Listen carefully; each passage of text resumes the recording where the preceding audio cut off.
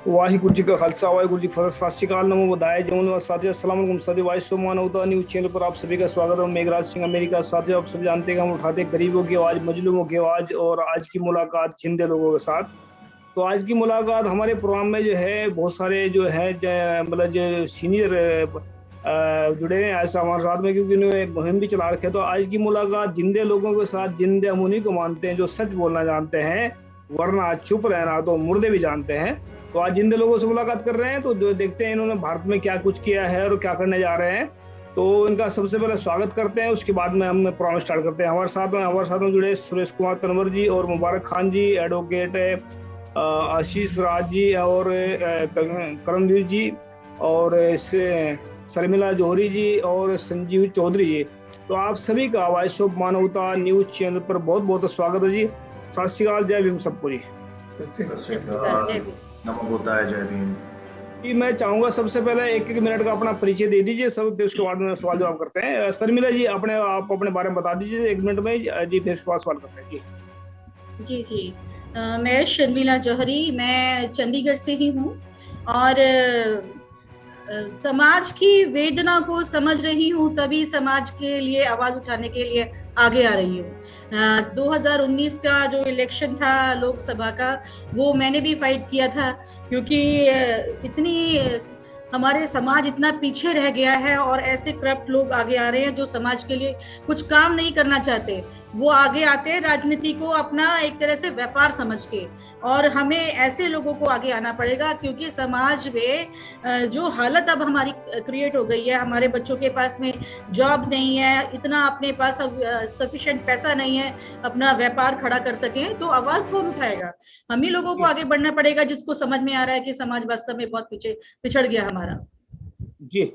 संजीव चौधरी जी, आप भी थोड़ा अपने बारे में बता दीजिए, उसके बाद सवाल जवाब करते हैं जी। श्रीकाल, नमो बुद्धाय, जय भीम। सभी देखने वाले दर्शकों को बहुत बहुत धन्यवाद। मेघराज जी, आपके चैनल का और आपका पहले धन्यवाद करना चाहूँगा। मैं संजीव चौधरी मोहाली से बेस्ड हूँ। मोहाली में बेसिकली खरड़ सिटी है, वहाँ पे मैं रहता हूँ। मैं सोशल एंटरप्रेन्योरशिप में काम करता हूँ, अपने यूथ को बिजनेस में आने के लिए, क्योंकि आज का जो समय है उसमें गवर्नमेंट ऑफ इंडिया जो काम कर रही है, जॉब्स अपॉर्चुनिटीज़ इंडिया में ख़त्म हो रही हैं डे बाय डे। तो गवर्नमेंट सेक्टर्स और पब्लिक सेक्टर्स में भी जॉब्स वैसे नहीं मिल पा रही हैं, जो कि हमारा यूथ इसीलिए फॉरेन को भाग रहा है। पिछले कई दशकों से देख रहे हैं, ट्रेंड है। पंजाब तो पूरा का पूरा डिपेंडेड है कनाडा पे। सारा यूथ कहीं भी पंजाब में चले जाइए तो हर एक यूथ फॉरेन जाने की चाह रखता है। तो इन चीज़ों पे काम करते हो। बेसिकली मैं सोशल फील्ड में काम कर रहा हूँ और एंटरप्रेन्योरशिप पे काम कर रहा हूँ जी। सुरेश कुमार जी, आप भी अपने सुदेश कुमार जी, सॉरी सुदेश कुमार जी, आप भी अपने बारे में बता दीजिए, उसके बाद में सवाल जवाब करते हैं जी। जी, नमस्कार, सलाम, सत श्री अकाल, जय भीम, जोहार और नमो बुद्धाय। मैं पहले तो आपको बधाई दूंगा, आपका इस्तकबाल करूंगा कि आपने एक छोटी सी मीटिंग रखी, वॉइस ऑफ मानवता। बड़ा अच्छा मुझे लग रहा है, और इसके लिए मैं शर्मिला जी को धन्यवाद दूंगा। मैं सुदेश कुमार हूँ, सुदेश तंवर के नाम से मैं लिखता भी हूँ। मूल रूप से मैं एक सामाजिक चिंतक हूँ, लिखता पढ़ता हूँ, बहुत सारी कई किताबें मेरी आई हैं। साहित्य में मेरी रुचि है, धम्म में मेरी रुचि है, और सबसे बड़ी बात जो आपने मानवता न्यूज चैनल की बात की है, तो मेरी मानवता में रुचि जी। करमवीर बोध जी, आप भी थोड़ा अपने बारे में बता दीजिए, उसके बाद करते हैं प्रोग्राम जी। जी जी जी जी थैंक यू मेघराज जी। बहुत ही अच्छा लग रहा है कि इंटरनेशनल लेवल पर आप हमारी आवाज पूरी दुनिया में मानवता चैनल के नाम से जो किया है, तो हम साधुवाद करते हैं आपको पूरी इंडिया की तरफ से। मैं करमवीर सिंह बोध, हरियाणा सरकार में मिनिस्ट्री में प्रशासनिक अधिकारी के पद पर कार्यरत हूँ, और लगातार समाज में जब से नौकरी में आने से पहले ही स्कूल टाइम से ही सामाजिक लड़ाइयाँ लड़ते रहे इस भेदभाव के विरुद्ध, अपने संवैधानिक अधिकारों के प्रति। तो हम काम कर रहे हैं, और लगातार नौकरी में आने के बाद भी हमने काफी काम किया है। मैं थोड़ा सा आधा मिनट के लिए, जैसे किताब है एट्रोसिटी एक्ट है, ये जारी की, जाति का संपूर्ण विनाश, ये किताब हमने फ्री में जारी की। संस्कार क्या होते हैं, ये हमने जारी की। अंबेडकर सामान्य ज्ञान क्या होता है, ये हमने जारी की। तो इस तरह से हमने 22 प्रतिज्ञा जारी करी। हमने बाबा साहब का एक परिचय, ये किताबें फ्री में जारी की। और ये किताब भाषण 14 अक्टूबर 1956 का जो भाषण है बाबा साहब का, ये हमने इस तरह की जारी करके काम किया। लेकिन लगातार काम करने के बाद जो है ना हमारे समाज के जो अधिकार थे नहीं मिल रहे थे, इसलिए हमने अपने पूरे संगठन को जो है ना वी द पीपल के साथ लेकर जोड़ो और जोड़ने का अभियान में हम दिन रात को 8 बजे से लेकर 12 बजे 1 बजे तक हम लगातार 4 महीने से इस समाज को जोड़ने और जोड़ने का अभियान में लगे हुए हैं। Thank you. जय भीम, नमो बुद्धाय। जी जी। ये अभिषेक जी, आप अभिषेक राज जी, आप भी अपने बारे में बता दीजिए, उसके बाद हम प्रोग्राम स्टार्ट करते हैं। जी जी मेघराज जी, नमो बुद्धाय, जय भीम। अभिषेक राज मेरा नाम है, दिल्ली में रहता हूँ और बाय प्रोफेशन मैं एडवोकेट हूँ। सुप्रीम कोर्ट में मेरी प्रैक्टिस है। अपने घर में मैं चौथी जनरेशन हूँ जो हम धम्म का काम कर रहे हैं, बाबा साहब के विचारों को फैलाने का काम कर रहे हैं, लोगों को जोड़ने का काम कर रहे हैं। और निरंतर ये प्रयास रहता है कि जितने भी लोग हो सकें उन सबको जोड़ा जाए। बी द पीपल से जो है शुरू से ही जुड़ा हुआ हूँ। और ये जो संघ है, इस संघ में हमारा आदमी इस ग्लोब पे जहां भी है उसे जोड़ना और उसके साथ जुड़ना, ये हमारा प्राइमरी मोटिव। धन्यवाद। जी जी। पहली बात तो मैं आप सभी का स्पेशल धन्यवाद करूंगा कि आप एक ही बस आवाज पर खड़े हो गए। आप जाग रहे थे इस करके आवाज, नहीं तो बहुत सारे को हम कई बार फोन करने पड़े तब भी नहीं मतलब आ पाते लोग, क्योंकि ये जागरूकता की पहचान है कि आप हमने आवाज मारी और आप खड़े हो गए हैं। नहीं तो बहुत सारों को हम कई महीने से लगातार फोन करते, कोई कहता हमें इंटरेस्ट नहीं रखते हैं, कोई कहता हमें क्या करेंगे इंटरव्यू दे करके, कोई कुछ कहता, मतलब अलग अलग तरीके से लोग बोलते हैं। तो मैं आप सभी को सलूट करता हूँ, आप जो काम कर रहे हैं इसके लिए स्पेशल आप लोगों का धन्यवाद। तो मैं चाहूंगा कि जब अभी आप जो जितने एक्टिव बैठे हैं यहाँ पर, मैं चाहता हूँ कि जितने भी भारत में जनसंख्या हमारी, जो जिनको बहुजन कहते हैं लोग, बहुत सारी जनसंख्या है और बहुत सारे संगठन बने हैं। सिर्फ मेरे हिसाब से, हो सकता है शायद मेरा अंदाजा गलत हो, जितने भी लीडर आज के बैठे हैं सबके सब ये जो है मतलब अपनी चौधर चमकाने को लगे हैं और एकता, मतलब सबके सब दावा करते हैं कि हम ही कर रहे हैं जो कर रहे हैं, बाकी सब बेवकूफ हैं, एक दूसरे की टांग खींचने में लगे रहते हैं सबके सब। तो मैं सबसे पहले, मेरा संजीव चौधरी से सवाल है कि क्या कारण है इतने सालों से आजादी मिली है भारत को और बहुजन वहीं का वहीं खड़ा है, जहाँ पर 70 साल उससे बदतर तो हालात हो गए हैं, पढ़ लिख कर तो लोग बाहर निकल गए, लेकिन जो गरीब है, जो तबका, उनको वही मार पिटाई हो रही जो पहले होती थी। तो इसके पीछे क्या कारण समझते हैं संजीव चौधरी?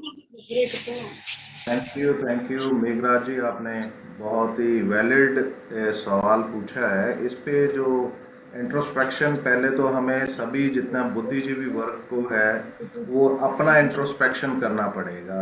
ये जो कारण है बेसिकली मूलभूत प्रॉब्लम जो है, सामाजिक उन्मूलन की प्रॉब्लम्स को देखने के नज़रिए से जाना पड़ेगा, क्योंकि भारत में जो सबसे बड़ी प्रॉब्लम है, गरीबी आज तक नहीं खत्म हुई, उसका मूल कारण है भेदभाव हर तबके में, हर लेवल पे यहाँ पे भेदभाव भारत में है। वो सबसे बड़ा कारण है, क्योंकि कोई भी जो अलग अलग, भारत जो देश है, विविधताओं का देश जिसको बोला जाता है, यहाँ पे जो इसकी बैकग्राउंड है भारत की, पहले उसको जानना जरूरी है। क्योंकि भारत में जितनी भी क्षेत्र में अलग अलग स्टेट्स में जाएंगे, हर स्टेट्स में वहाँ पे भी एक प्रकार की सोसाइटी में लोग नहीं रहते हैं। तो हर उस सोसाइटी में लोगों का जो विभाजन है वो ग्रुप्स में है। ग्रुप्स बटे हुए हैं जातियों में। वो जातियाँ क्या है, किसी को पहले तो वो पता ही नहीं है जातियाँ होती क्या है। ये बेसिकली ट्राइब्स है। भारत जो देश है वो ट्राइब्स का देश है। हर इलाके में अलग अलग ट्राइब्स बसते हैं, तो वो नहीं ट्राइब्स के थ्रू इस देश की संरचना बनी हुई है। भारत में ज़्यादातर हर क्षेत्र में जो डोमिनेंसी है वो एक पर्टिकुलर कम्युनिटी की डोमिनेंसी होने की वजह से ये डिस्क्रिमिनेशन ज़्यादा है। तो वो रिसोर्सेज पे कब्जा करके बैठी हुई हैं पर्टिकुलर कम्युनिटीज़। तो वो जो भेदभाव है उनकी मूलभूत शिक्षाओं में डाल दिया गया है। एजुकेशन सिस्टम जो है उसको करप्ट किया गया है।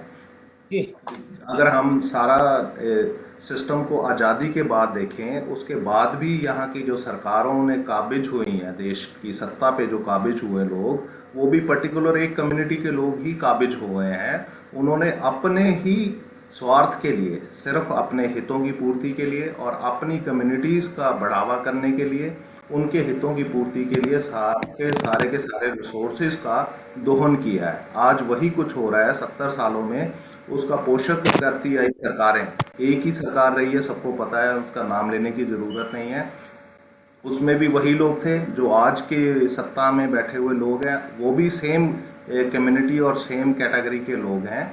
तो उन्होंने ये सत्ता पे काबिज हो गए और बाकी जो बचे हुए अलग अलग कम्युनिटीज़ के उसमें भागीदार एमपीज़ एमएलएज़ हैं, वो भी एक प्रकार से उन्होंने करप्ट कर दिए हैं। वो अपने परिवारों तक सीमित रह गए हैं।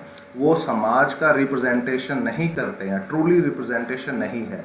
जो भारत की संरचना है, जिसको हम लोकतंत्र कहते हैं, लोकतंत्र में जो आपके एमएलए और एमपीज़ होते हैं वो लोगों का रिप्रेजेंटेशन करते हैं, परंतु इसको एक साजिश के तहत आज पार्टियां रिप्रेजेंट कर रही हैं। आप देखेंगे भारत में भी फलानी पार्टी की गवर्नमेंट इस स्टेट में है, फलानी गवर्नमेंट सत्ता में, केंद्र की सत्ता में आ गई है। तो आज पार्टियों को बोलबाला है और उन पार्टियों को लीड करने वाला एक पर्टिकुलर कम्युनिटी का आदमी होता है। तो वो अपनी कम्युनिटी के हितों के लिए उस पार्टियों को चलाता है। पार्टी सिस्टम जो है इनवैलिड सिस्टम है। किसी भी लोकतंत्र देश में पार्टियों को कोई मान्यता नहीं है। भारत का अगर कॉन्स्टिट्यूशन देखेंगे, कहीं पे भी वहाँ पार्टी सिस्टम की कोई बात नहीं है। वहाँ पे सिर्फ लोगों के रिप्रेजेंटेटिव की बात है, जिसको हम एमएलए और एमपी के रूप में चुनते हैं। तो वो आम लोगों का नुमाइंदा होता है। परंतु आप देखेंगे आज सरमाएदार जितने भी पैसे वाले वो सत्ता में आते हैं। इलेक्शन में पैसा चलता है, बाय मीन्स और बाय हुक एंड क्रुक वो शराब पिलाएंगे, पैसा देंगे, जीत के सत्ता में आ जाते हैं। वो फिर लोगों के लिए वो काम नहीं करते। ये मूलभूत उसकी प्रॉब्लम है। जी मैं आपकी बात दोबारा आऊंगा, इसमें थोड़ा आप यहीं से स्टार्ट करना इसको। सुदेश कुमार जी, आपने बताया कि भाई आपने बहुत सारी किताबें दिखाई हमें इसमें जो है, लेकिन इसके आपने इतना कुछ कर दिया सबके सामने, लेकिन फिर भी जो 22 प्रतिज्ञा की बात करी आपने, 22 प्रतिज्ञा की किताबें निकाली, 22 प्रतिज्ञा किन मानी आप लोगों के हिसाब से? मेरे ख्याल से बहुत 99% में, मतलब लोगों में से कम 10% लोगों ने 22 प्रतिज्ञा मानी होगी और किसी ने नहीं मानी है। इसका कारण क्या रहा? 22 प्रतिज्ञा क्यों नहीं पहुंच पाए लोगों तक? क्यों नहीं मान रहे लोग? तो 22 प्रतिज्ञा जो बाबा साहब ने बताया था कि 22 प्रतिज्ञा जो है वो लोग क्यों नहीं मानते हैं? क्या कारण है आज के पीछे? मेघराज जी, करमवीर जी, साधुवाद मेघराज जी, ये सवाल आपने जो उठाया है ये मेरा नहीं है, ये करमवीर जी जो हमारे साथ जुड़े हैं उनका है। इसका जवाब आप मुझसे चाहेंगे तो उसका जवाब मैं दे सकता हूँ। आप अगर आप दूसरे सवाल का जवाब नहीं उनसे ले लेंगे सवाल। हम दो मेहमान और जुड़े हमारे साथ में, एक तो प्रोफेसर एसपी जोहरी जी है, आपका भी स्वागत है जी इस पे वॉइस ऑफ मानवता न्यूज़ चैनल पर, और अंजना जी हमारे साथ जुड़ी है, ये काफी दिन से मतलब वॉइस ऑफ मानवता जुड़ी है, आपका भी स्वागत है जी, आपका अंजना जी। और करम जी, आप बताएं इसके बारे में कि क्या कारण है, क्यों नहीं मतलब ऐसा कर पाएगी? 22 प्रतिज्ञा तो रोजाना कहते हैं बाबा साहब ने प्रतिज्ञा बताई है, लेकिन प्रतिज्ञा शायद उनमें से एक भी आदमी होगी किसी को 22 का तो पता 22 है, लेकिन मानते क्यों नहीं लोग? कहते तो है मगर मानते नहीं, कारण क्या है? नहीं, अच्छा मेघराज जी, बहुत ही अच्छी बात कही आपने। मानते क्यों नहीं? मानते तो जितना संजीव जी ने जो अपनी पीड़ा बताई है वो सही है। अगर ये मान लेते, 22 प्रतिज्ञाओं पर चलते, बाबा साहब के विचारों पर चलते कि मैं शिक्षित बनो, संगठित रहो, संघर्ष करो, तो ये बात जो जितनी आज हमारे साथ अन्याय हो रहा है, हमारे अधिकार नहीं मिल रहे, ये उसी का कारण है। 22 प्रतिज्ञा, क्योंकि हम जो प्रचार प्रसार करते हैं, हमारे पास प्रचार प्रसार का साधन नहीं है। हम लोगों तक रोजाना टीवी ओपन करेंगे तो दूसरी बातें सुनेंगे, हमारी बात कहाँ सुन पाते हैं?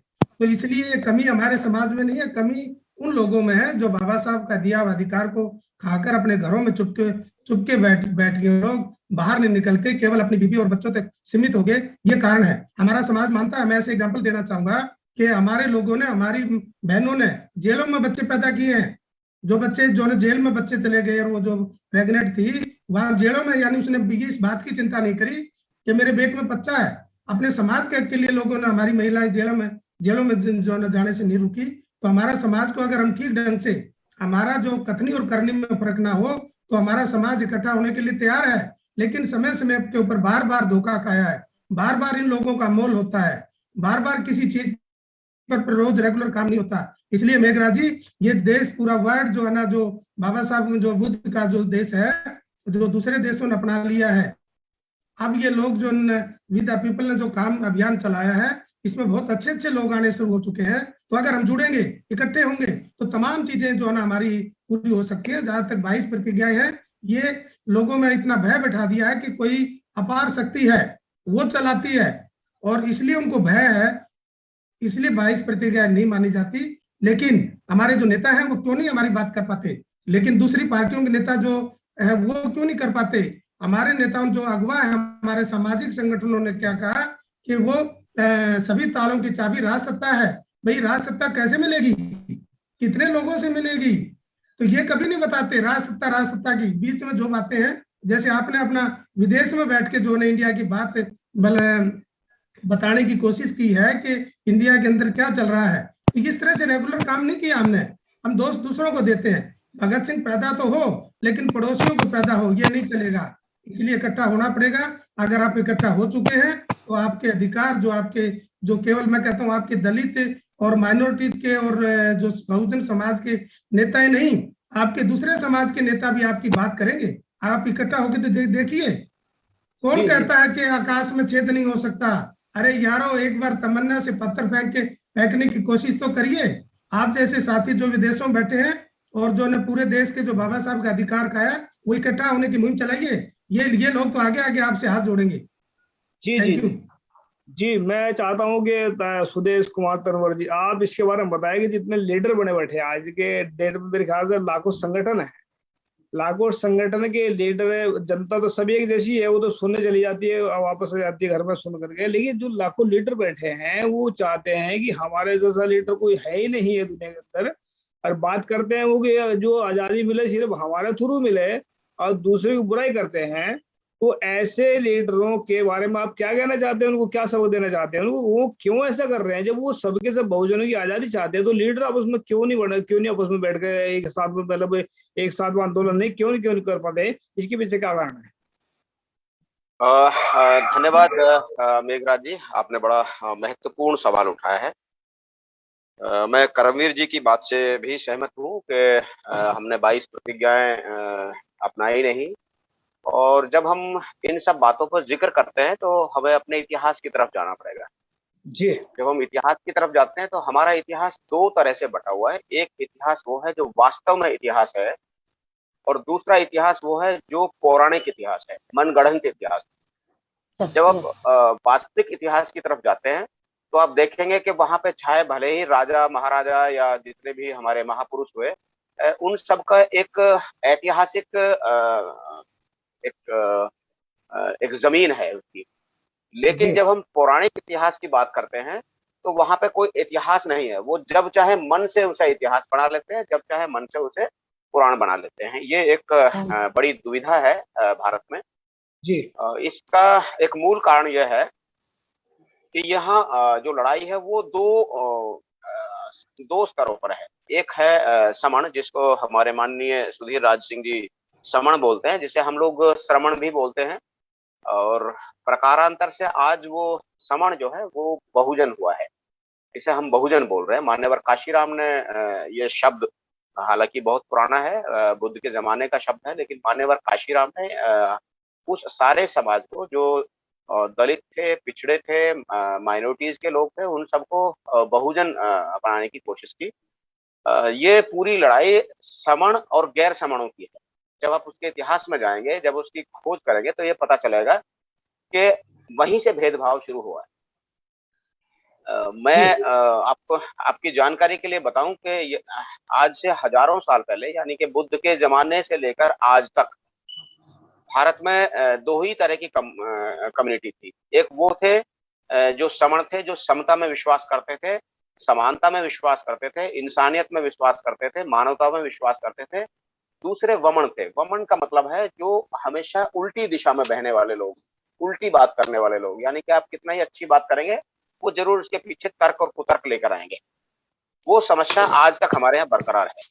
मैं हाँ जी। इतिहास की तरफ ना जाके अब मैं बाबा साहब पर ये सीधे लेके आता हूँ कि ये सब कुछ बाबा साहब तक खूब चला, अंग्रेजों तक आपने देखा, लेकिन बाबा साहब को एक मौका मिला तो उन्होंने इस सारे समाज को जोड़ने की पूरी कोशिश की और उन्होंने हजारों जातियों में बटे हुए इस सवर्ण समाज को, बहुजन समाज को 3 बड़े समूहों में स्थापित किया है। जो सबसे छोटा समूह था वो एसटी था, जिसे आज हम लोग आदिवासी बोल रहे हैं, जिनका मूल नारा है जोहार। मैंने अभी जो शब्द दिया था जोहार जी। दूसरा जो उससे बड़ा समूह था वो था अनुसूचित जनजाति, अनुसूचित जाति, जिसे हम एससी बोलते हैं। इसमें लगभग 1200 के आसपास जातियां हैं। इसका जो मूल नारा था, जिसे हम आज प्रकारांतर से बोल रहे हैं, जय भीम नमो बुद्धाय, और नमस्कार भी उन्हीं का शब्द है। तीसरा जो बड़ा समूह था वो था बैकवर्ड, जिसको आज हम लोग ओबीसी के रूप में जानते हैं, अदर बैकवर्ड क्लासेस।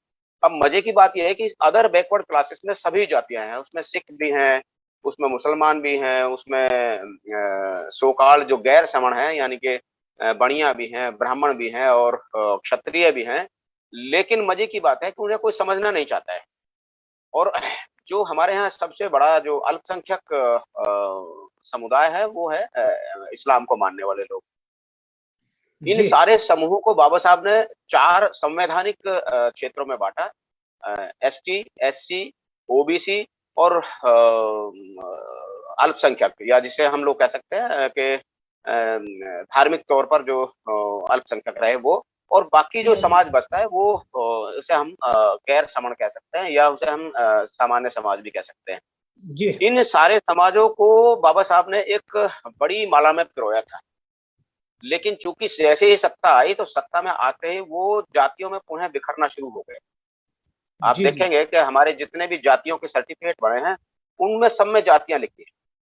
ये बहुत गंभीर सवाल है। जब आपके ऑफिस में जातियां हैं, जब आपके सर्टिफिकेट में जातियां हैं, तो उसको इकट्ठा करना बहुत मुश्किल काम है। और मैं ये दुख के साथ मैं कहूंगा इस बात पर कि जितनी भी राजनीतिक पार्टियां थी या जितने भी बड़े-बड़े सामाजिक आंदोलन चलाए, उन्होंने किसी ने भी इस जातिवाद के खिलाफ आंदोलन नहीं चलाया। जी जी। ये हाँ, ये मैं एक बड़ी बात बताऊं। और जातिवाद के खिलाफ जो भी लोग आंदोलन कर रहे हैं वो गैर सवर्ण नहीं है, वो सवर्ण ही है, यानी कि वो बहुजन के लोग हैं। आज तक किसी भी व्यक्ति ने, मैं पिछले 75 साल की आजादी में मैं देख रहा हूँ कि बाकी लोगों ने सामाजिक आंदोलन तो चलाए, चाहे वो पर्यावरण की बात हो, चाहे वो जनतंत्र की बात हो, चाहे वो लोकतंत्र बचाने की बात हो, उन्होंने ये सब तो किया, लेकिन जो उसका मूल जड़ थी उस पर कभी भी किसी ने कोई कुठाराघात नहीं किया। ये एक बड़ी दुखद बात है। जब हम उसके इतिहास में जाएंगे तो आपको बहुत सारी चीजों की जानकारी मिलेगी। और जहां तक बहुत सारे संगठनों की बात है, मैं इसमें सिर्फ इतना जोड़ना चाहता हूँ कि वे संगठन अगर संघ की तरह चले तो उनमें कोई दिक्कत नहीं थी, लेकिन जिस प्रकार जातियां बटी हुई हैं पूरे भारत में, उसी तरह से संगठन बटे हुए हैं। अब देखिए 1600 से ज्यादा जातियां हैं, 1600 से ज्यादा राजनीतिक दल है। आप तो अमेरिका में रह रहे हैं मेघराज जी, एक बड़ी इंटरेस्टिंग बात बताएं कि वहां पे 2 ही दल हैं, समझे? मूल रूप से 2 ही दल हैं, उन्हीं के पास सत्ता होती है और किसी को कोई आपत्ति नहीं है। क्यों? क्योंकि वो देश के लिए काम करते हैं। हम लोग अभी समाज के लिए काम कर रहे हैं, यानी कि अपनी अपनी जातियों के लिए काम कर रहे हैं, अपनी अपनी प्रजातियों के लिए काम कर रहे हैं। अभी हम देश तक जुड़े नहीं है, ऐसा मेरा मानना है।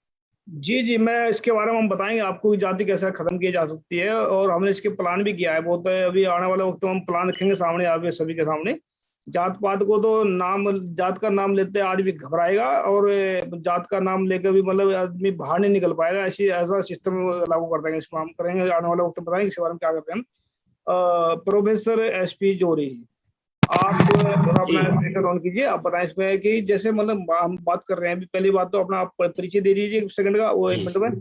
उसके बाद मेरा सवाल आपके साथ में यही है कि जैसे हमने मतलब जो देखते हैं, महिलाएं देखते हैं आजकल की, और बहुत सारे पुरुष हैं जो मतलब इतने पढ़े लिखे होने के बावजूद भी कहते हैं कि हम इंटेलिजेंट है। बहुत सारे कहते हैं हम इंटेलिजेंट है, खुद को इंटेलिजेंट मानते हैं, फिर भी वह मतलब कहीं ना कहीं कर्म कांडों में फंसे हुए हैं। इतने बाबा साहब की जो प्रतिज्ञा है उनको तरफ ध्यान भी नहीं देते। इसके पीछे क्या कारण है? ऐसा क्यों हो रहा है जब पढ़े लिखे होने के बावजूद भी फंसे हुए हैं? इसको आप वो पढ़ा लिखा कहेंगे, अनपढ़ कहेंगे, क्या कहेंगे इसको? जी मेघराज जी, बहुत बहुत धन्यवाद, साधुवाद।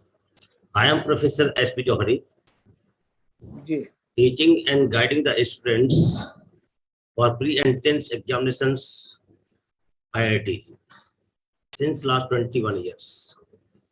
एजुकेशन का एजेंडा ही सबसे बड़ा है, जैसा जी। सभी ने कहा, इनके सबके पीछे कारण ही एजुकेशन है। तो किसी भी देश को या किसी भी समाज को गुलाम बनाना है तो सबसे बड़ी बात है कि उसे आप अनपढ़ बना दीजिए। जो लोग कहते हैं 22 प्रतिज्ञाएं ना मानने का कारण है, या पिछड़ेपन का कारण है, या कोई भी आर्थिक कारण है, वो सबका कारण एजुकेशन है। मेरा मानना है अगर इंसान पढ़ा लिखा है तो अपना रास्ता ढूंढ लेता है, उसे पता है कैसे मैं लाइफ जी सकता हूँ। अगर आदमी पढ़ा लिखा नहीं है तो वो मानसिक तौर से कमजोर होता है, और जो कमजोर होगा उसके लिए कोई भी गुमराह करके अपने पक्ष में कर लेता है। ये सबसे बड़ी समस्या है, और ये आज की समस्या नहीं है, जब से देश आजाद हुआ या उससे पहले से चली आ रही है। वो तो बाबा साहब एक ऐसे थे जिन्होंने इसको तोड़ने की कोशिश की। अगर वो यहाँ रहते तो शायद वो भी नहीं पढ़ पाते, और आज जो हमें हक अधिकार मिले वो नहीं मिल पाते। ये आपको याद होगा जब इंदिरा गांधी जी ने प्रौढ़ शिक्षा अभियान शुरू की थी, जिसमें 35 साल के लोगों को पढ़ाया जाता था घर घर जाकर के 1-1 घंटा। उसका रीजन क्या था? उसका रीजन था यूनेस्को। मिसेस गांधी को यूनेस्को से फंड चाहिए थे, हेल्प चाहिए। उन्होंने क्या किया उस समय में? उन्होंने हेल्प मांगी। शायद इनकी लाइट बंद हो गई है, शायद नेट भी, इंटरनेट ना शायद बंद होगा हो उनका। शर्मिला जोहरी जी, आप बताएं कि जैसे हम देखते हैं कि महिलाओं के भी डॉक्टर साहब मतलब प्रोफेसर साहब कह रहे थे कि पढ़े लिखे और पढ़े लिखों में बहुत मतलब अपनी मर्जी से जी सकता है और अपनी मर्जी से जो काम कर सकता है, लेकिन अनपढ़ कोई भी उसको कर सकता है। तो इसमें हमने जो पढ़ी लिखी महिलाएं हैं और पढ़े लिखे बंदे ही ऐसे गुमराह होते देखे हैं, जो आज सबसे बड़े जो डाकू जो बने हुए ना, मतलब जो कट रहे, जो डॉक्टर बने हुए हैं, जो मतलब जेब मतलब इतने पैसे नहीं होते जितने वो जेब इतनी फीस बता देते हैं लोगों को, इतना ये भी तो पढ़े लिखे हैं, इनको भी पढ़े लिखे हैं। और जो महिलाएं बैठी हैं, मतलब जो फिल्मिस्तान के अंदर बैठी हैं, वो हाईएस्ट एजुकेटेड महिलाएं हैं, वो भी जो लोगों को गुमराह कर रही है, ये भी लोगों को गुमराह कर रहे हैं। तो आप इसके बारे में क्या कहना चाहती है? इनके पीछे क्या कारण है? ये क्यों कर रहे हैं ऐसा? जो पढ़े लिखे आदमी तो सही, उसको अपना दिमाग इस्तेमाल करना चाहिए सही तरीके से, तो गलत क्यों कर रहे हो? देखिए, शिक्षा तो एक मेन कारण है ही, लेकिन शिक्षित होने के बाद भी लोग समाज को नहीं समझते। जो अपनी ड्यूटी नहीं समझता है, सबसे बड़ी चीज है कि वो ये पहचान ही नहीं पा रहा कि मैं कहाँ से हूँ, किन में से हूँ, मेरा खुद का कर्तव्य क्या बनता है। कि हमने सिर्फ पढ़ लिए और उसके बाद हमें रास्ता मिल गया कि बाबा साहब ने एक हमें सुविधा दे रखी है आरक्षण के नाम पे, उसका फायदा उठाया और भूल गए समाज को कि समाज क्या है। सिर्फ हम सेल्फ सेंटर होके अपने ही परिवार के लिए, स्वयं के लिए जीने लगते हैं। जब हम खुद को सब कुछ समझने लगते हैं, बाकियों को भूल जाते हैं। परिवार में भी ऐसा होता है, समाज में तो अक्सर ऐसा होता है, तभी सारी समस्याएं खड़ी होनी शुरू जाती हैं, वहीं से समाज डाउनफॉल में चला जाता है। और जो हमारे मूल विदेशी यहाँ जो बैठे हैं, यहाँ एक्चुअल में लड़ाई जो है भारत में मूल स्वदेशी और मूल विदेशी की है।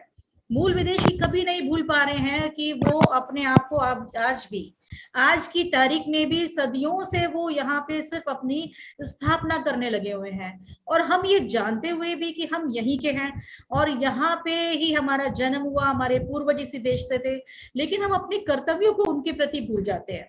बस हमें ये ध्यान रह जाता है कि हमें अच्छा खाने को मिलना चाहिए, अच्छे कपड़े पहनने को मिलना चाहिए, घूमने को मिलना चाहिए, सिर्फ यही जिंदगी रह गई है।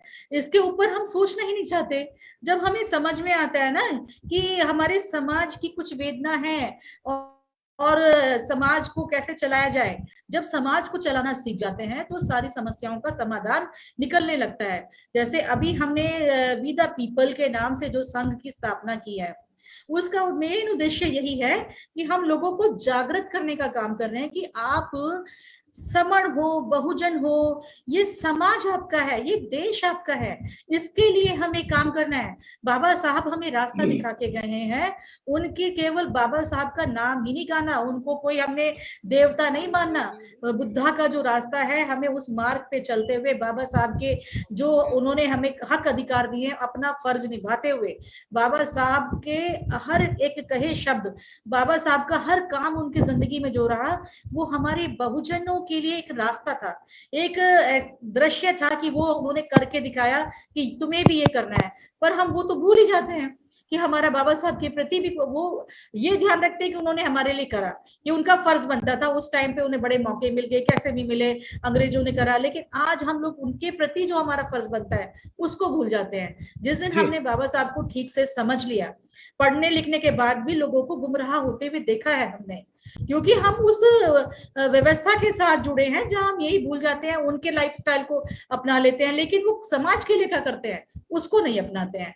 हम उसको गहराई से जाके उसमें नहीं सोचते कि ये कहाँ किसके लिए काम कर रहे हैं, ये आज भी अपने आप को सिर्फ स्थापित करने का काम कर रहे हैं। हम स्थापित होते हुए भी अपने आप को यहाँ से खत्म करने का काम कर रहे हैं। जब हम जातियों को विनाश नहीं कर रहे हैं, हम संगठनों में टुकड़ों में टूटे हुए हैं। बाबा साहब ने जो कहा था ना कि शिक्षित बनो, बाबा साहब का कहने का अर्थ यही था कि शिक्षित बन के शिक्षित करो। संघर्ष भी हमने बहुत, हमारे लोग करते ही रहते हैं, हर क्षेत्र में हम संघर्ष कर ही रहे हैं। रोज दिन प्रतिदिन अपने घरों में भी संघर्ष करना ही पड़ता है, जहां जो हमारे समाज का जो भी जिस डिपार्टमेंट में उसे संघर्ष तो करना ही पड़ता है। लेकिन हमें संघर्ष कैसे करना है वो हम भूल जाते हैं। उसके लिए जब हम सोचते हैं कि संघर्ष करना है, बजाय संगठित होने के हम संगठनों में बढ़ जाते हैं। हमें सबसे आसान रास्ता ये नजर आता है कि राजनीति ही सभी तालों की चाबी है, लेकिन ये नहीं सोचते कि राजनीति के अलावा भी हमें बहुत कुछ करना है। समाज ही हर समस्या की समाधान है, चाबी जो है समाज का संघ है। हमें संघ के सामने संघ को ही स्थापित करके हम खड़े होने की कोशिश कर रहे हैं। यही आखिरी मूल मंत्र है कि जहां लोग इकट्ठे होंगे, अपने अपने उद्देश्यों के लाके हम यहाँ पे इकट्ठे हो रहे हैं, लेकिन यहाँ पे सभी का स्वागत है। यहाँ जब हम इकट्ठे हो जाएंगे तो हम जीत जाएंगे। हमें बस यही सोचना है कि समाज को जगाने के लिए हमें समाज के साथ ही चलना पड़ेगा, संघ के साथ ही चलना पड़ेगा। जब संघ होता है तो संघ का खुद का अपना कोई उद्देश्य नहीं होता, संघ में जो लोग जुड़े होते हैं उनके उद्देश्य होते हैं। कोई राजनीतिक फील्ड से आता है, कोई धार्मिक फील्ड से आता है, कोई गेम्स में से आता है। हर नई नई तरीके के जो यहाँ पे लोग जुड़ते हैं वो अपने अपने उद्देश्य को समाज के साथ कैसे जोड़ देंगे, तब समाज जीतना शुरू हो जाता है। जी अभिषेक राज जी, एडवोकेट अभिषेक राज जी, आप इसके बारे में बताएं थोड़ा। जैसे हमने आपने सुना होगा, कई बार सुना होगा, और बहुत सारे लीडर भी ऐसा बोलते हैं, बहुत सारे जो बैठे हैं, मतलब तकरीबन जितने भी बहुजन लीडर बने बैठे हैं या मतलब नेता बने बैठे हैं, या जो राज करके जो संगठन बना, वो तकरीबन ये बात बोलते हैं बार बार, आपने भी शायद बोली हो कई बार, कि बाबा साहब ने रोते वक्त कहा था मुझे पढ़े लिखे लोगों ने धोखा दिया। ऐसा शायद सुना होगा, सभी ने सुना होगा। ऐसा बार बार बोलते हैं लोग, लेकिन धोखा दिया है, क्यों दिया धोखा उन लोगों ने, और उसका कारण क्या रहा होगा, और उसमें सुधार क्या निकाला उसने, इसमें तो सुधार क्यों नहीं निकाले, यही अगर अटक जाते हैं कि धोखा दिया, पढ़े लिखे लोगों ने धोखा दिया, वही इसी पर अटक जाता है अगर। लेकिन इससे अगला जो पॉइंट है वो कभी सोचा नहीं किसी ने, और धोखा उन लोगों ने क्यों दिया है इसके बारे में क्यों नहीं सोचा। तो इसके पीछे क्या कारण है, क्यों ऐसा करते हैं लोग, मतलब ऐसा इसके पीछे क्या कारण रहा होगा, धोखा क्यों दिया, इससे अगला पॉइंट क्या हो सकता है, इसके बारे में बताया थोड़ा। देखिए, जब संगठन या संगठन के नेता जो हमको बात बताते हैं, जो आपको बात बताते हैं, जो हर आदमी को बात बताते हैं, वो सारी बातें वो बताते हैं जो उनके बेनिफिट की होती है। वो कभी बात वो नहीं बताते जो हमारे बेनिफिट की होती है। 70 साल हुए हैं जब से हमारे देश ने कॉन्स्टिट्यूशन को अडॉप्ट किया है। उस अडॉप्शन के बाद तब से लेकर के आज तक हमने जितना भी संविधान ने और हमारे महापुरुषों ने हमको दिया था उसको लूज ही किया है, हम उसको आगे नहीं ले जा पाए। अब तो कंडीशन ये आ गई है कि जो बचा कुचा है उसी को हम बचा लें तो ही आप समझिए कि बहुत बड़ा काम हो जाएगा। उसको आगे ले जाने का जो है फिर वो अगला स्टेप है। ये जितने भी संगठन हैं, अभी पता चला कि लगभग 27 लाख संगठन हैं भारत में, जो समर समाज के संगठन है, जो समर समाज को जो है आगे ले जाने का काम कर रहे हैं, जो अपना झंडा पकड़ाते हैं, जो हमसे पैसे लेते हैं और जो हमको बताते हैं कि तुम ये करो, तुम ये करो, तुम ये करो। जो उसका नेता है वो ये कहता है कि भैया तुम अगर ये झंडा नहीं उठाओगे, तुम अगर मुझे पैसे नहीं दोगे, तो तुम आगे नहीं जा सकते। बाबा साहब की वो बात करते हैं, काशीराम जी की वो बात करते हैं, बुद्ध की वो बात करते हैं। लेकिन वो एक बात जो है, जो बाबा साहब ने सबसे इंपॉर्टेंट कही थी, उसको मैनिपुलेट कर जाते हैं। बाबा साहब ने 3 बातें कही थी: शिक्षित बनो, संगठित रहो, संघर्ष करो। शिक्षित जब हम बने, उसके बाद हमने संघर्ष भी बहुत करना शुरू किया। इतना संघर्ष करते हैं, इतनी एनर्जी जनरेट करते हैं जिसका कोई जवाब नहीं है, लेकिन वो सारी एनर्जी स्कैटर्ड है। उस एनर्जी को कंसोलिडेट करने के लिए हम सबको संगठित होना पड़ेगा। संगठित होने का मतलब ये है कि आप अलग अलग संगठन मत बनाइए।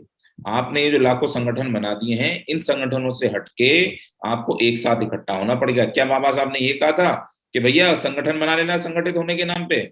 आप बताइए इस बात को। मेघराज जी, आप यहाँ लोगों से बात कर रहे हैं, आप और भी लोगों से विचार लेते होंगे। क्या बाबा साहब ने कभी ये कहा कि आप संगठित होने के नाम पे संगठन बना लीजिए? बाबा साहब ने कभी ये नहीं कहा। बाबा साहब ने कहा कि आप संगठित रहिए। संगठित रहने का मतलब ये है कि हम सब साथ में रहें। अगर हम एक साथ नहीं रहेंगे तो हमारी समस्या आएगी।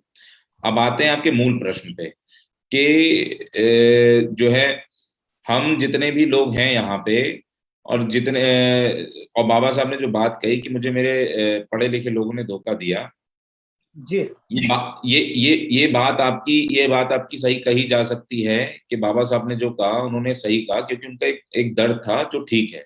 और वो दर्द आज आपको दिखता होगा फिजिकली, वो हम सबको दिखता है। वो कैसे दिखता है?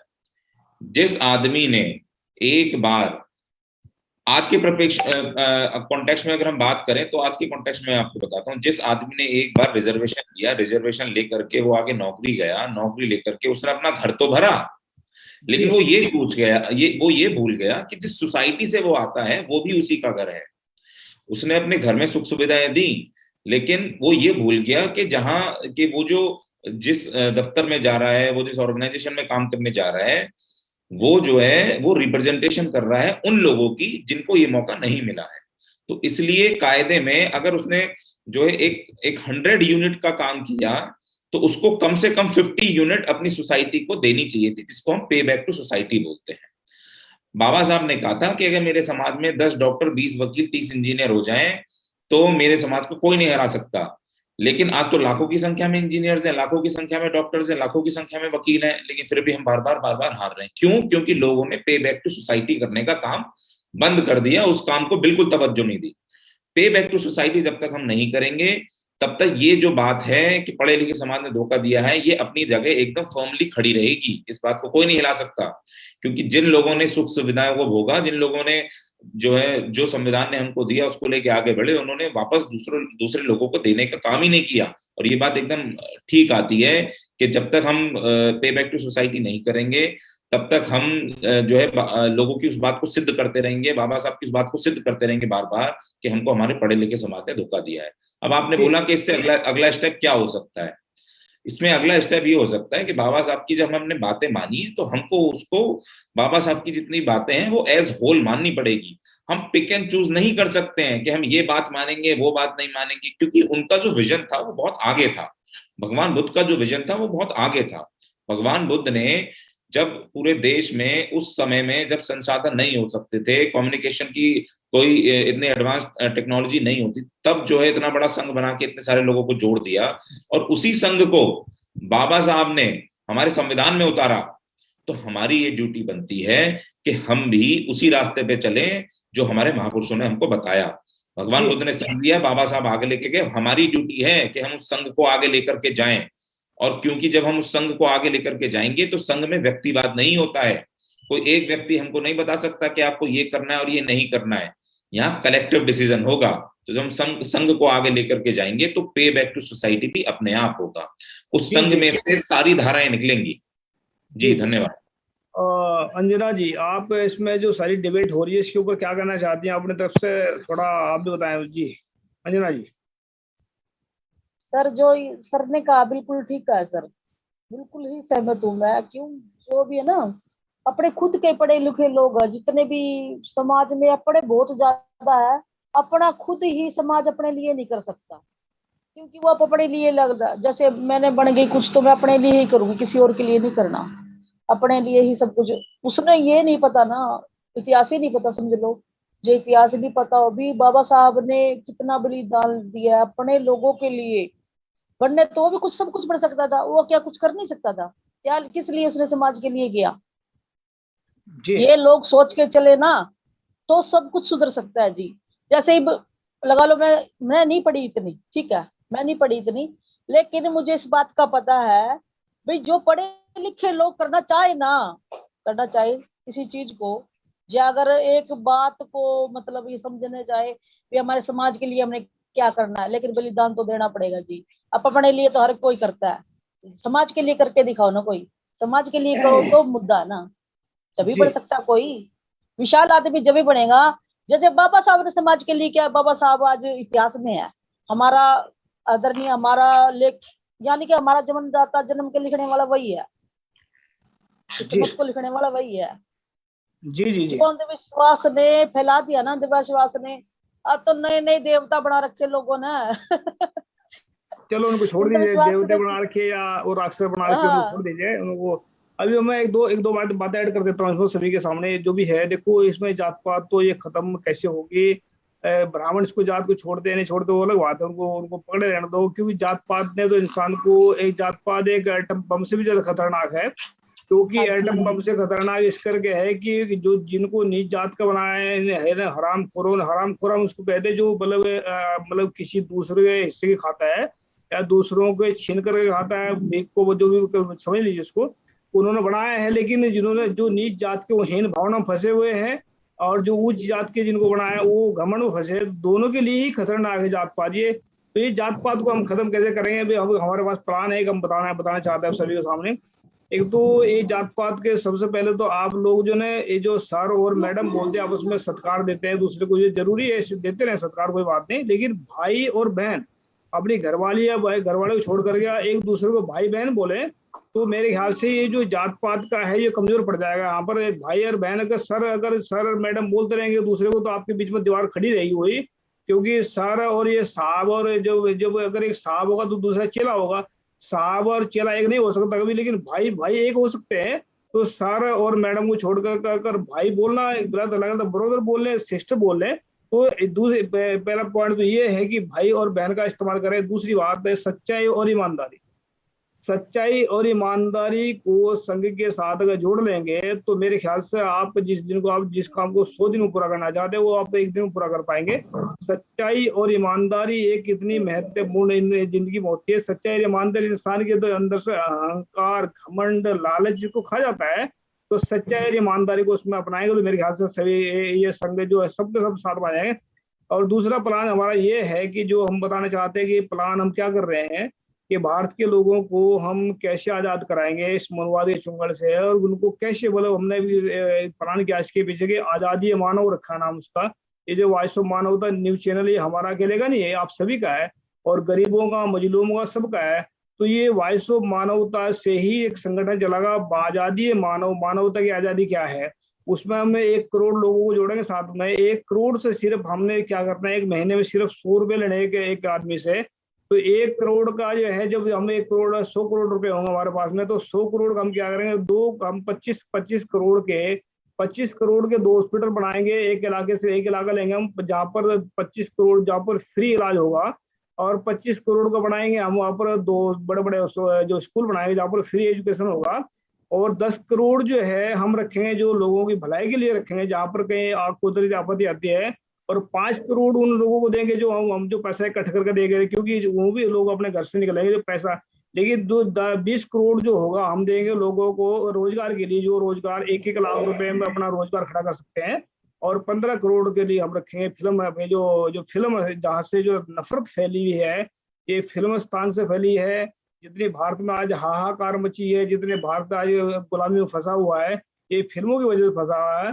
क्योंकि ब्राह्मण जो है ना सीधा तीर नहीं चलाता, आप देखा होगा आपने कि वो जो है तरीका कुछ और होता है उसका काम करने का, वो दौड़ झाग रख देता है बंदे को। आने वाले वक्त में हम स्टार्ट कर रहे हैं, तो हमारा टाइम समाप्ति की तरफ जा रहा है, हम ज्यादा लंबी बात नहीं करेंगे जी। संजीव चौधरी जी, अब बताएं कि इसमें जो है हमारा प्लान तो ये आने वाले वक्त में इसको स्टार्ट कर रहे हैं बहुत जल्दी।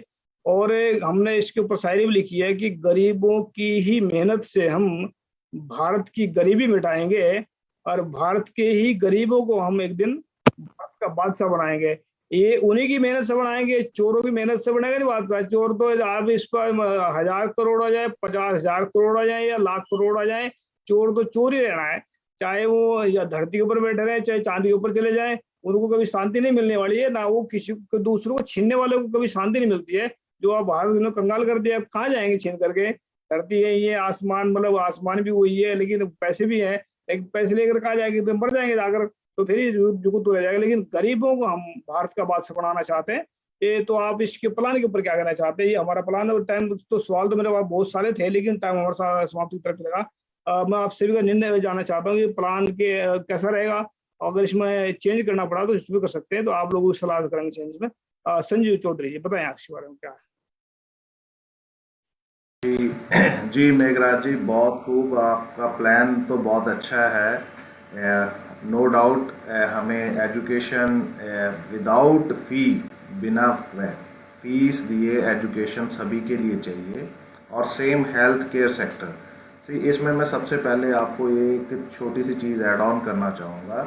जो भारत का कॉन्स्टिट्यूशन है और सिस्टम है, जो भारत एक सोशल वेलफेयर स्टेट है, जो इसका स्ट्रक्चर बनाया गया था, जो पहली इसकी पार्लियामेंट एक कमेटी बनी थी जिसके अंदर संविधान का स्वरूप रखा गया था, उसका उद्देश्य ही ये बनाया गया था। अभी भारत का जो स्ट्रक्चर होगा पार्लियामेंट्री सिस्टम, या अमेरिका की तरह भी वो बात कर रहे थे कि अमेरिका की तरह जाएंगे कंप्लीट सिस्टम जो डेमोक्रेटिक सिस्टम होगा, या रिपब्लिकन सिस्टम जैसे पार्लियामेंटेरियन सिस्टम होगा।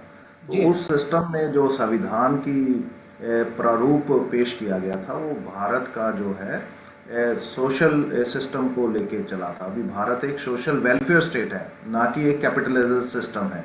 तो आज जो सत्तासीन लोगों ने इसको कैपिटलिज्म की तरफ धकेलने की कोशिश की है, उसके रीजंस मैं ऐड ऑन करूंगा। जो आपने प्लान किया है मैं उस पर भी वक्तव्य दूंगा 2 मिनट में, क्योंकि देखिए इन चीज़ों का बहुत ज़रूरत से है हमें समझने की। जो भारत में पैसा, रिसोर्सेज हैं, India is a well rich country, resources से भरपूर देश है। पूरी दुनिया में इतने रिसोर्सेज किसी भी देश में नहीं पाए जाते हैं जितने कि भारत में है। इसीलिए भारत का इतिहास है, सदियों से यहाँ पे लुटेरे आए हैं लूटने के लिए, और आज भी बदस्तूर वो सिस्टम जारी हैं। वो अंतर्राष्ट्रीय जो बहुराष्ट्रीय कंपनियों के जरिए भारत में एंट्री हो चुकी है, वो सारी कंपनियां भारत पे कब्जा कर चुकी हैं, और उन्हीं के एजेंट, दलाल जिनको मैं बोलूँगा, जो भारत के सिस्टम पे काबिज हो चुके हैं। हर, चाहे आप टेलीकम्युनिकेशन सेक्टर ले लीजिए, चाहे आप बैंकिंग सेक्टर ले लीजिए, इंश्योरेंस सेक्टर ले लीजिए, प्रिंट मीडिया ले लीजिए, इलेक्ट्रॉनिक मीडिया ले लीजिए, सब पे वो लोग काबिज हैं। तो आज गवर्नमेंट भी उनके हाथों की कठपुतलियां बन चुकी हैं, और सब कुछ बेच बेच के उनके दलालों के हाथों में सारे रिसोर्सेज को भेजा जा रहा है। जबकि रिसोर्सेज का जो असली हकदार है वो इस देश का नागरिक होता है।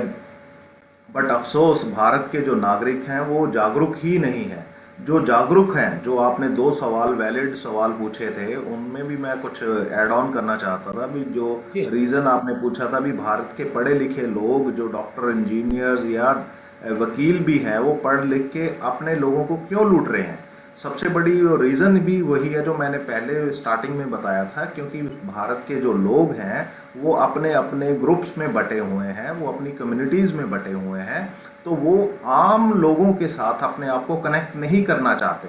जो विद इन अ कम्युनिटी भी पढ़ लिख के, मान लीजिए जिनकी हम बात कर रहे हैं, माइनॉरिटीज़ की बात कर ले, चाहे अदर कम्युनिटीज़ की बात कर लें, शेड्यूल्ड कास्ट, शेड्यूल्ड ट्राइब्स या अदर कम्युनिटीज़, उसमें भी जो लोग पढ़ लिख के डॉक्टर्स, इंजीनियर्स, बड़ी बड़ी पोजीशन पे IAS ऑफिसर बन जाते हैं, तो उनके जो बेसिक एजुकेशन हुई है, उनकी परवरिश जो हुई है, वो उस तरह की हुई है कि वो अपने तक सीमित हो गए हैं।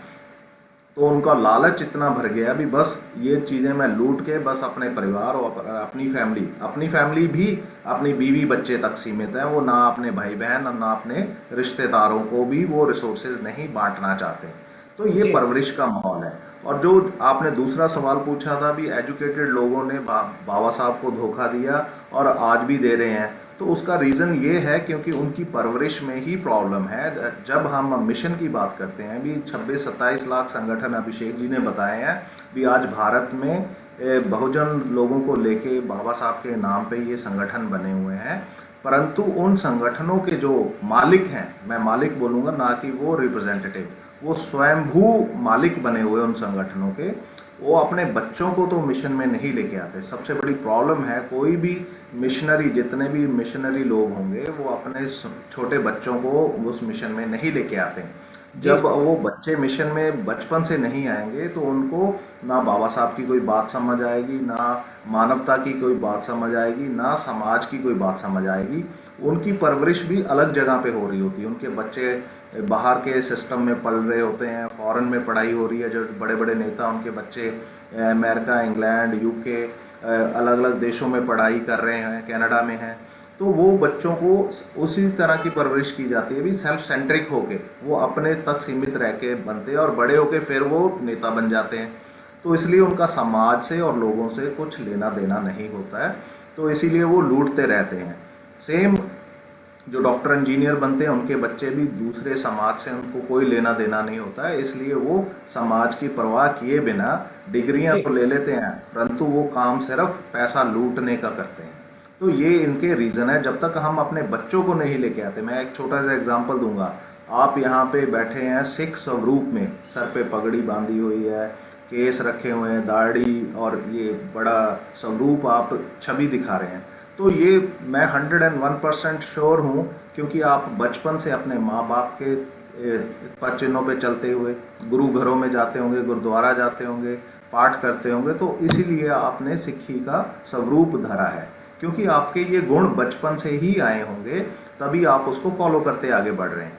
जिन जिन फैमिलीज़ में आपने देखा होगा, पंजाब के जो पर्टिकुलर किसान कम्युनिटी हैं, उनके बच्चे 2 मिनट नहीं लगाते हैं, वो केस कटवाते हैं, पगड़ी उतारते हैं, हीरो बन के घूम रहे हैं, बीड़ी सिगरेट भी पीते हैं, उनका कोई लेना देना नहीं सिक्खी से, सिर्फ ढोंग रचने के लिए वो जरूर सिख कहलाते हैं, बट अल्टीमेटली उनमें 1% भी सिक्खी का कोई भी करैक्टर नहीं होता है जी। तो ना वो अपने गुरुओं के कहने पे चलते हैं। यही सिस्टम सब जगह पे लागू होता है। जब तक हम अपने बच्चों को उस सिस्टम में नहीं लेके आते हैं, तब तक वो एजुकेशन ग्रहण नहीं करते हैं। खाली डिग्रियां लेने को आप एजुकेटेड नहीं कह सकते। एजुकेटेड जो है, आपको एक सिस्टम में ढालने की बात होती है, जो आप समाज को समझते हैं, लोगों से कनेक्ट होते हैं। तो ये मैं बड़ी बात करूँगा। दूसरी बात जो लास्ट में आपने बोला था, अभी आपने प्लान रखा है 100 करोड़ का स्कूल खोलेंगे, ये हेल्थ केयर का हॉस्पिटल खोलेंगे।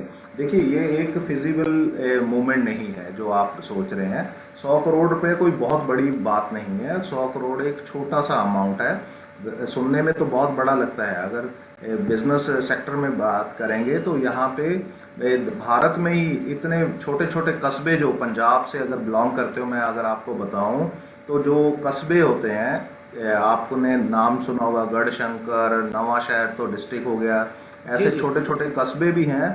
वहाँ पे जो व्यापारी हैं बनिया कम्युनिटी के, 100 करोड़ रुपए का तो वो बिजनेस कर रहे हैं। जो दालें और ग्रॉसरी का सामान बेचते हैं बड़े लेवल पे, ट्रेडर हैं, 100-200 करोड़ रुपए का तो वो बिजनेस कर रहे हैं।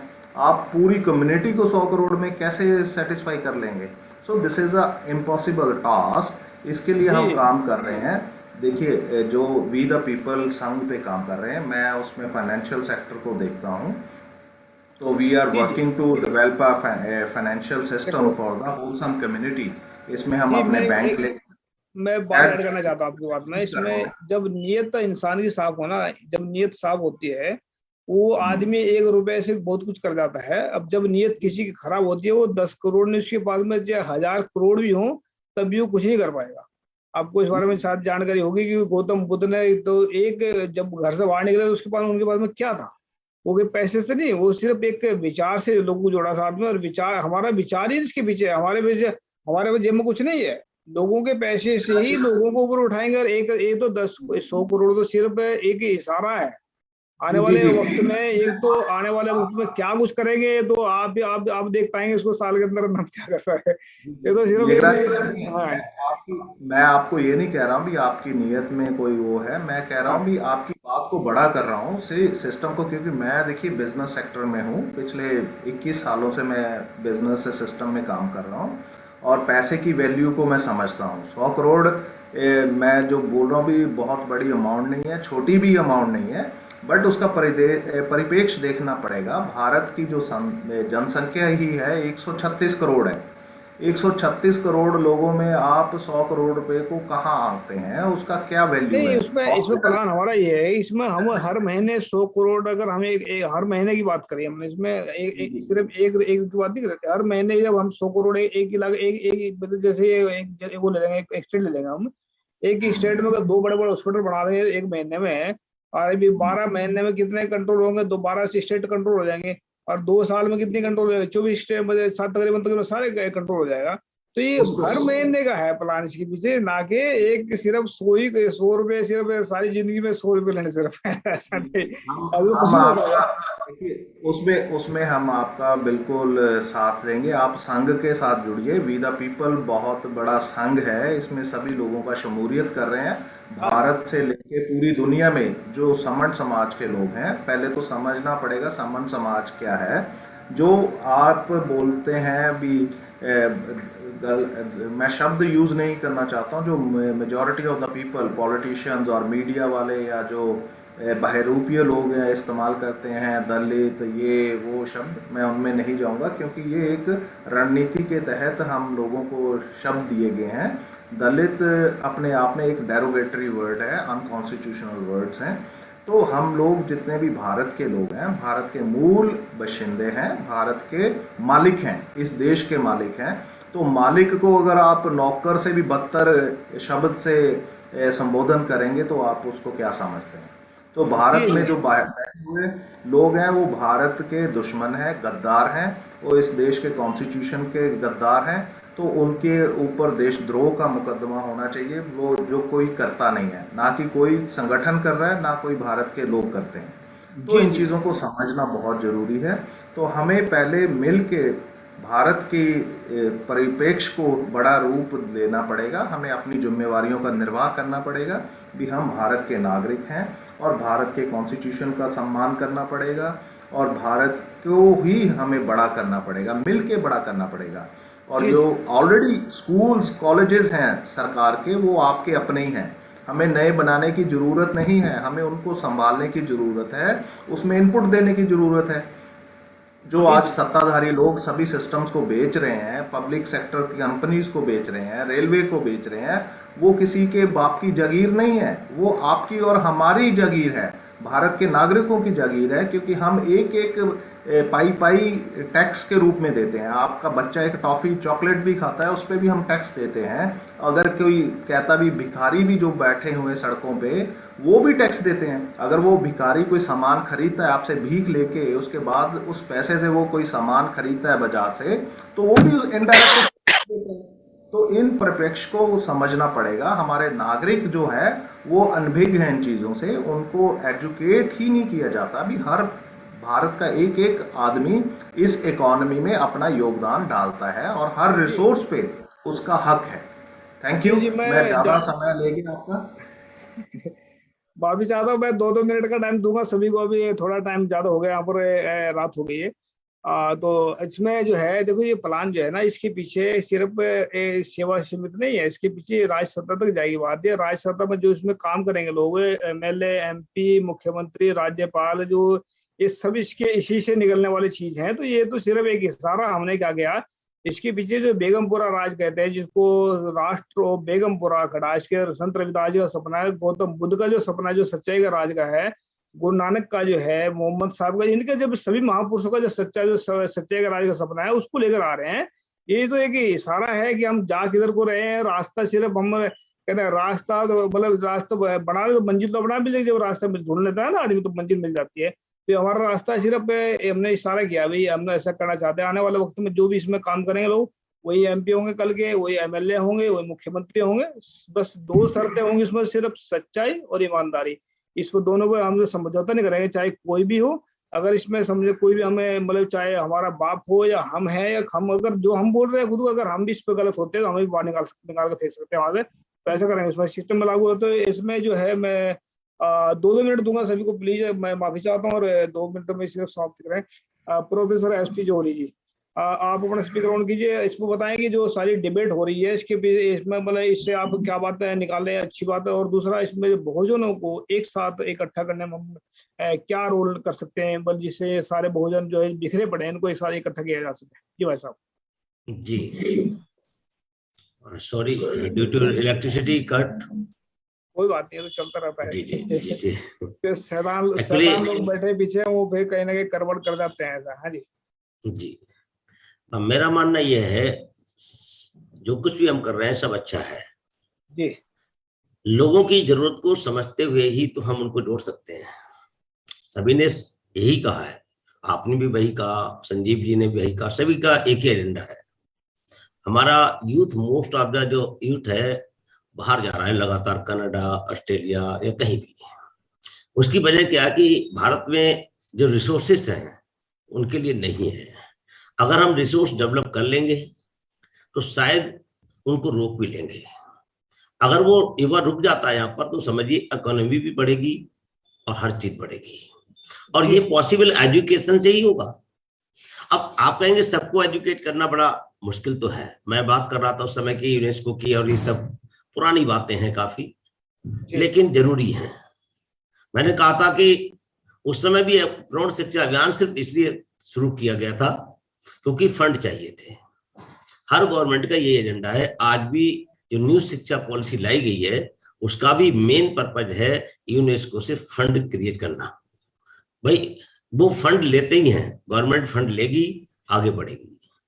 उस समय जो डाटा भेजा गांधी जी ने, काफी पैसा मिला, और वो पैसे के बाद जब यूनेस्को ने कहा कि भाई आपने बहुत अच्छा काम कर दिया, इतने कम समय में इतने लोगों को पढ़ा लिखा दिया।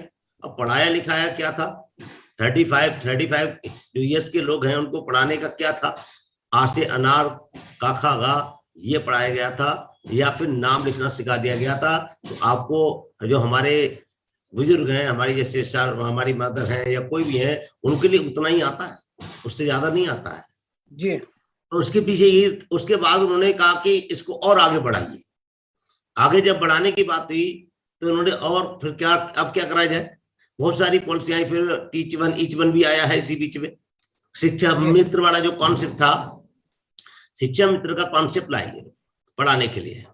जो शिक्षा मित्र का जो कॉन्सेप्ट आया उसमें जाने अनजाने में बहुजन समाज का फायदा हुआ, क्योंकि वो शिक्षा मित्र जो होते थे वो उसी एरिया के होते थे, मोस्टली आसपास के, वो ताऊ का, चाचे का, उनके बेटे होते थे। तो वो शर्म में, लिहाज में बहुत ज्यादा मेहनत करते थे, जिससे कि जैसे मेरा कोई पड़ोसी है, कोई पड़ोस का बच्चा है या जान पहचान वाला बच्चा है तो उसमें मैं ज्यादा ध्यान दूंगा।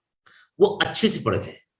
जब अच्छे से पढ़ गए फिर उनकी आई भाई आप और अच्छा काम कर सकते हैं। फिर से यही हुआ कि फंड नहीं है, फिर से फंड लिए गए, लगातार फंड लिए जा रहे हैं। स्कूल खोले गए, तो याद होगा 2000 के आसपास की बातें हैं, बहुत सारे स्कूल खुले हैं। सेंट मैरी, जितने भी हैं, बिशप कॉर्नर, जितने भी स्कूल आए हैं वो तभी आए हैं, उसी समय में आए हैं। लेकिन स्कूल खुल गए, लेकिन उनमें बच्चे नहीं होते थे। फिर से डिमांड की गई फंड दीजिए, फंड दिए गए। WHO से फंड आए, बहुत सारे जो ऑर्गेनाइजेशन उन्होंने फंड दिए हैं। अब हुआ ये कि अब अगर ऐसा हुआ कि ये तो सारे पढ़ जाएंगे, तो एक रिपोर्ट आई जो मैं किसी का नाम नहीं लूंगा, उन्होंने कहा अगर आप ऐसे ही इनको पढ़ाते रहे तो आपकी कुर्सी तो गई। वो कुर्सी के चक्कर में हुआ ये कि बोले अब कैसे किया जाए। मीटिंग हुई नागपुर में, बोले ऐसे होना चाहिए कि हमारे बच्चे तो कैसे पढ़ सकते हैं, हमारे पास रिसोर्सेस हैं। तो प्राइवेटाइजेशन की तरफ भागा गया और उसकी तरफ करा गया, डेवलप करा गया, और प्राइवेटाइजेशन को बहुत तेजी से बढ़ाया जा रहा उसी समय से। एजुकेशन, उन्होंने कहा कि अगर हम इनकी एजुकेशन छीन लेते हैं तो फिर आसानी से हम कुछ भी करवा सकते हैं इनसे। सबसे पहली बात है कि हमें एजुकेशन के साथ साथ रिसोर्सेज जो भी हैं, जैसे किसी आदमी को भूख लगी तो सबसे पहले तो भाई भूख के लिए खाना देना पड़ेगा ना। किसी की जो भी बेसिक नीड है वो पूरी करे बिना भी तो हम आगे नहीं बढ़ सकते, उसमें तो ध्यान देना ही चाहिए। और ये बात जो है मुझे लगता है कि सबसे ज्यादा ये सिख कम्युनिटी ने समझी कि भाई भूख है तो उसके लिए खाना मिलना चाहिए, वहां पर जी। कोई डिस्क्रिमिनेशन नहीं होता है। इसलिए वो एक ऐसा मतलब उनकी जो प्रशंसा है या वो लगातार हो रही है, बहुत पब्लिसिटी ये से हो देखो रही है। दरअसल क्या है ना भाई साहब, ये गुरुओं की सिखाई हुई बात है। गुरु नानक जी। साहब ने जो शिक्षा दी थी वो बता सुना जाता है कि 20 रुपए का लंगर चलाया था उन्होंने, उसने 20 साल वो सिखाया। वो कहना कि आज वो जो है उसका ब्याज बढ़ता जा रहा है पूरी दुनिया के अंदर। आज सिख में जो गुरु नानक साहब की बख्शिश से नाम चल रहा है सिखों का। और जी। ये कभी ऐसा, ये भी हमने बोला कि कभी सिख किसी के ऊपर एहसान नहीं करते हैं, वो तो सिर्फ अपना फर्ज निभा रहे हैं। अगर जी, हर एक जी। इंसान अपना फर्ज निभाना स्टार्ट कर दे तो शायद दुनिया पलट जाए। तो सुदेश कुमार जी, मैं चाहता हूँ आपसे कि 2 मिनट बस, टाइम ज्यादा मत लीजिए क्योंकि टाइम समाप्त की तरफ जा रहा। 2 मिनट में क्या है, समाज में अंदर सुधार हो सकता है, एक साथ कैसे आ सकते हैं जी, सुदेश कुमार जी। धन्यवाद मेघराज जी, आपने दूसरे राउंड की बात की। पहले तो जो प्लान आप ने बताया वो बहुत खूबसूरत प्लान है। जी लेकिन कोई भी प्लान बिना संगठन के नहीं चलता है, ये बात आप सबको माननी पड़ेगी। क्योंकि बिना संगठन के कोई चीज आगे नहीं बढ़ती है। उदाहरण के लिए अगर आप कोई एक छोटा सा स्कूल भी बढ़ाएंगे तो उस स्कूल को बढ़ाने के लिए आपको एक ट्रस्ट चाहिए, आपको एक समिति चाहिए, वो संगठन ही होता है। मूल बात जी यह है कि आप उसको कितनी ईमानदारी से चलाते हैं, ये महत्वपूर्ण जी जी है। मैं शिक्षा को दो स्तरों पर देखता हूँ। एक शिक्षा है जो आपके भीतर से चेतना लाती है। जैसे आपने सिक्खी की बात की, आपने यहाँ अभी देखिए पूरे दुनिया में कोरोना फैला, और पूरी दुनिया में कोरोना में जो सिखों ने जो काम किया है वो कहीं भी किसी भी लोग कौम ने नहीं किया। जी जी बिल्कुल। हमारे यहाँ मंदिर के दरवाजे बंद थे, लेकिन लोग जो है, आपकी कौम के लोग जो है वो सबको खाना खिला रहे थे। ये जी आपको कहाँ से मिलेगी शिक्षा? ये शिक्षा आपको आपके धम्म से मिलेगी। हमारे यहाँ जो जब धम्म की हम बात कर रहे हैं तो अभी तो हमारा धम्म ही नहीं बन पाया है। जब धम्म ही नहीं बन पाया तो शिक्षा कहाँ से बनेगी? तो शिक्षा दो तरह की है। एक शिक्षा वो है जो केवल आपका पेट भरती है, आपका पेट पालना सिखाती है। जैसे अभी हमारे कई सम्मानित साथियों ने इस पर चर्चा की। मैं छोटा सा एक उदाहरण देकर यहाँ समझाऊंगा, 1 मिनट लगेगा। मैं जिस गांव से हूँ, मेरे गांव में इस समय 8 डॉक्टर हैं और 8 में से 3 मेरे घर में ही हैं। अभी मेरे गांव में मेरे घर में एक लड़की जो है जज बनी है। जी और कितने ही डॉक्टर हैं, इंजीनियर हैं, एडवोकेट्स हैं, और कम से कम 150 लोग उसमें ऐसे थे जिनको सरकारी नौकरियों में भागीदारी मिली। लेकिन आज भी ये दुख की बात है, 35 साल के मेरे सामाजिक जीवन में कोई भी व्यक्ति ऐसा नहीं है जो बुद्ध की बात को समझता हो या अंबेडकर की बात को समझता हो। एक शिक्षा ये है। अब आपको शिक्षा का रास्ते तय करने हैं, या आपको बुद्ध की तरफ जाना है या अंबेडकर की तरफ जाना है, या फिर अपना पेट पालने के लिए उस शिक्षा को मानना है। अभी जौहरी साहब जिस बात को कर रहे थे कि शिक्षा बहुत जरूरी है, इसमें नो डाउट, इसमें कोई दो राय है ही नहीं कि शिक्षा के बिना कुछ भी संभव नहीं। जी लेकिन वो शिक्षा अगर जागरूक नहीं करेगी हमें, शिक्षा अगर हमें अंदर से चेतना नहीं पैदा करेगी, तो उस शिक्षा का कोई मीनिंग नहीं है। वो शिक्षा दूसरों को ही मजबूत करेगी। जैसे उदाहरण के लिए आज जो सरकारें जो काम कर रही हैं, जिस तेजी से निजीकरण हो रहा है, वो निजीकरण हमारे खिलाफ होगा। उसका मूल मंतव्य ही ये है, क्योंकि लोकतंत्र में जब निजीकरण हो जाएगा तो लोकतंत्र भी आहिस्ता आहिस्ता ढह जाएगा, और इससे सबसे ज्यादा नुकसान हमारे लोगों को, हमारे बच्चों को, हमारी पीढ़ियों को होगा। ये देश जी जो है बहुत तेजी से गुलामी की तरफ जा रहा है। और इसमें ये जो गुलामी है, ये सामाजिक, सांस्कृतिक और आर्थिक गुलामी है। जैसे दुनिया में 3 तरह के बल हैं, बुद्धि बल, धन बल और अर्थ बल। और उन तीनों बलों पर उन लोगों का एक छत्र कब्जा है। और ये कब्जा तोड़ने के लिए हमें केवल एक ही रास्ता बचा है, वो है धम्म का रास्ता। जिस प्रकार सिक्खी ने, यानी कि सिखों ने जिस प्रकार ये बताया है कि पूरी दुनिया में चाहे कुछ भी हो जाए, लेकिन कोई भी व्यक्ति भूखा नहीं रहना चाहिए। जी इसी तरह से क्रिश्चियनों ने पूरी दुनिया में ज्ञान की रोशनी जगाई। इसी तरह से अगर हम धम्म को समझ लें और बाबा साहब की शिक्षाओं को समझ लें, उनके 22 प्रतिज्ञाओं को समझ लें, तो मुझे लगता है हमारा काम आसान हो जाएगा। लेकिन हम लोग जब तक खुद चलेंगे नहीं तो मंजिल नहीं मिलेगी। ठीक वैसे ही जैसे आपको दूर से एक पहाड़ दिख रहा है, मैं कुछ इशारे में बात कर रहा हूँ, पहाड़ जी दिख रहा है, लेकिन आप ये सोचते हैं कि मैं पहाड़ पर यहाँ से छलांग लगाऊं और उड़ के चला जाऊं, ये संभव नहीं है। पहाड़ को पहुंचने के लिए, पहाड़ तक पहुंचने के लिए, उस पर चढ़ने के लिए आपको पहले उसके नजदीक जाना पड़ेगा, उसकी व्यापकता समझनी पड़ेगी, तब आप उस तक पहुंच पाएंगे और उस पर चढ़ पाएंगे और उसको फतेह कर पाएंगे। बस मैं इतनी ही बात करूंगा। आपने मुझे समय दिया, धन्यवाद। नहीं, धन्यवाद तो आप सभी का भी है, इसमें टाइम की थोड़ा ख्याल रखो। मैं अभिषेक राज जी, एडवोकेट जी, आप बताएं इसके बारे में कि इसमें जो एक तो हम क्या करते हैं कि मतलब जब तक हमारे अंदर सॉरी मेघराज जी, मैं एक मिनट हम सब यहाँ वी द पीपल की बात कर रहे हैं। वी द पीपल हमने एक खूबसूरत सपना लिया है, वो संघ की बात कर रहा है। और जैसे जैसे वी द पीपल की बात चल रही है, लोगों के पेट में खुजली हो रही है, उनके पेट में दर्द भी हो रहा है। वे वही संगठन है जो व्यक्तिवाद को लेकर आगे चलना चाहते हैं, जहां संघ नहीं दिखना चाहता है। अगर संघ होगा तो देर सवेर हमारा रास्ता आसान हो जाएगा।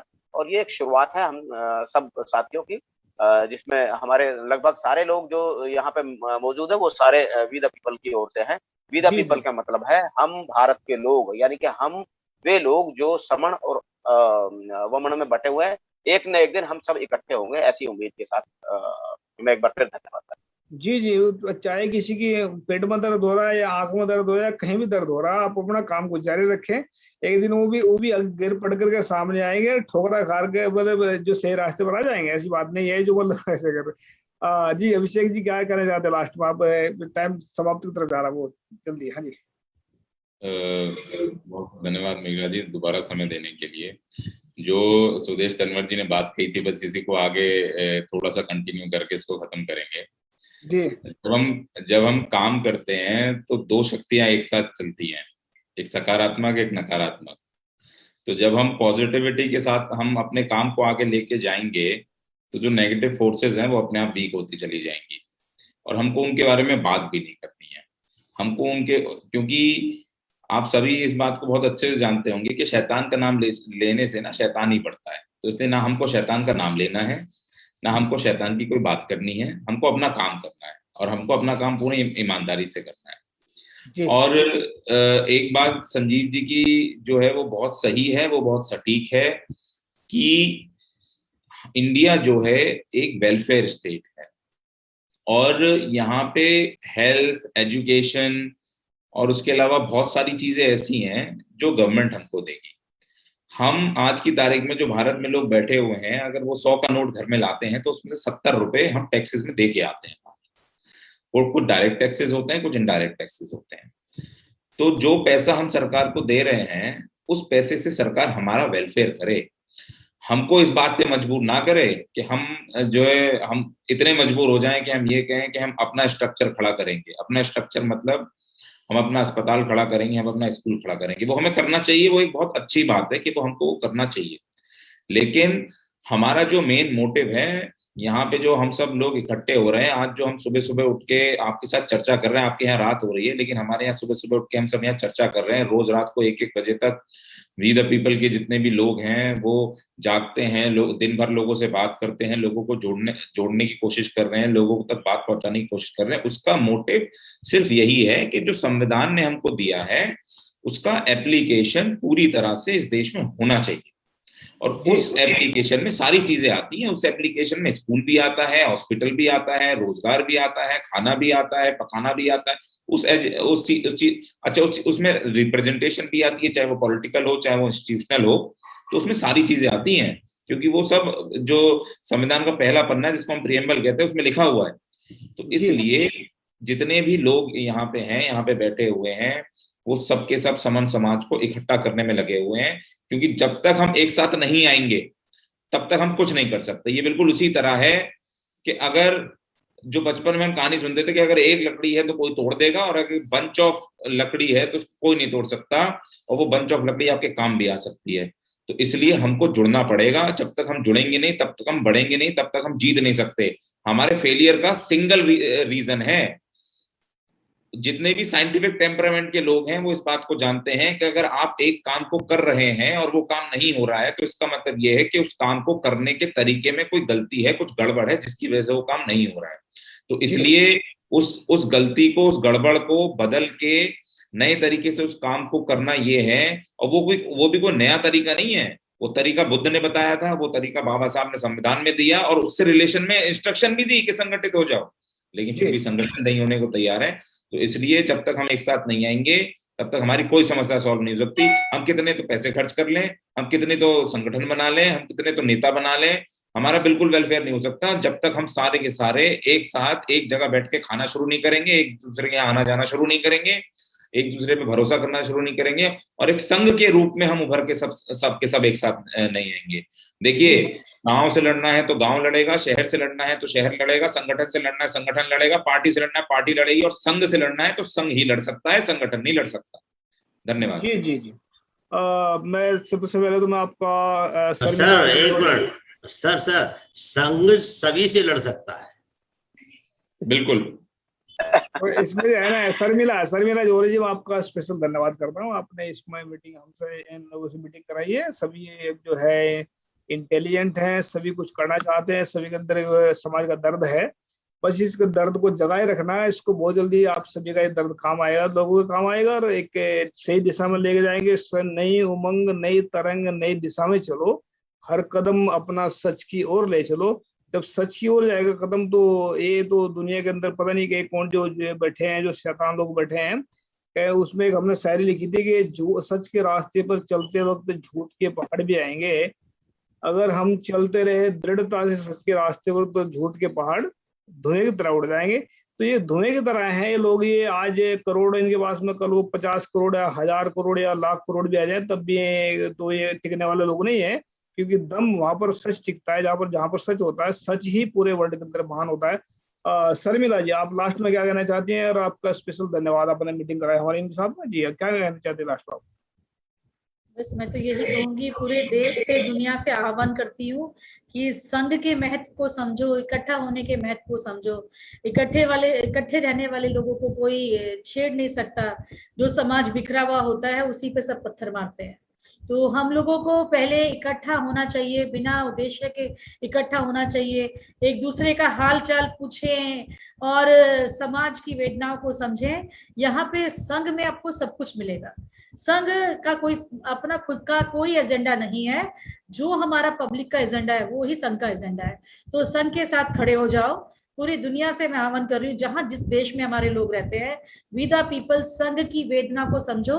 पहली बार एक ऐसा मिशन, एक ऐसी कैंपेन चली है भारत में अपने समाज को इकट्ठा करने की, बहुजन समाज को, समन समाज को, the original citizen of India को इकट्ठा करने की, कि आप अपने सब दुख दर्द यहीं से खत्म कर सकोगे। जैसे आपने अपना अधिकार बचाया था 2018 में 2 अप्रैल को, आज जरूरत पड़ गई है हर रोज अपने अधिकार बचाने की। हर वक्त संघ के साथ खड़े हो जाओ। यहाँ पे आपको राजनीति भी मिलेगी, यहाँ पे आपको धार्मिक शिक्षा भी मिलेगी, यहाँ पे आपको रोजी रोटी के साधन सब खुल रहे हैं। यहाँ से सब खुलता है, इकट्ठे होकर सब खुलता है। आपका बहुत बहुत शुक्रिया मेघराज जी, आपने हम सबको अपने साथ इस चैनल पे बुलाया और हमें मौका दिया अपनी आवाज उठाने का। आपका बहुत बहुत धन्यवाद। आपसे उम्मीद है कि भविष्य में भी आप जल्दी ऑर्गेनाइज करते रहे, इस तरह के संघ के लोगों से को बुला के आप यहाँ पे इंटरव्यू करते रहे। इससे हमारे संघ का प्रचार होगा, और संघ का प्रचार हमें हर देश तक पहुंचाना है, हर घर तक पहुंचाना है। ये तो आपने मतलब हमें प्राय कर दिया इतनी बात कर ये। अब तो ये तो आपका अपना टीवी चैनल है, ये वॉइस ऑफ मानवता किसके लिए खोला हमने? ये मानवता ये हमारा ही है, हमारा ही चैनल है। आप सभी क्या है तो उस पर जब मर्जी आकर डिबेट कर सकते हैं, बात रख सकते हैं। इसको आप आगे बढ़ाएं, इसको मतलब, क्योंकि हमारा अकेले का नहीं, ये सभी मतलब पूरे वर्ल्ड के लोग। हम इस पर आने वाले वक्त में हम बताना चाह रहे थोड़ा और भी। हमने 25 लैंग्वेज में गाना स्टार्ट किया है जो पूरे वर्ल्ड के अंदर सच्चाई और ईमानदारी फैलाएगा। और 25 ही लैंग्वेज हम प्रोग्राम स्टार्ट कर रहे हैं इस पर, जो पूरे वर्ल्ड के अंदर जो लैंग्वेज है जहाँ पर ईमानदारी और सच्चाई जो है, सच्चाई और ईमानदारी के बिना जिंदगी जो है लोगों को परेशान है। और पूरा वर्ल्ड आज देख रहे हैं कि लड़ रहा आपस में, क्यों लड़ रहे हैं आपस में? तो इनके पीछे का मतलब कारण ये है कि झूठ और बेईमानी ने जकड़ लिया है। जब सच्चाई और ईमानदारी फैलाएंगे, झूठ और बेईमानी से निकल जाएंगे बाहर।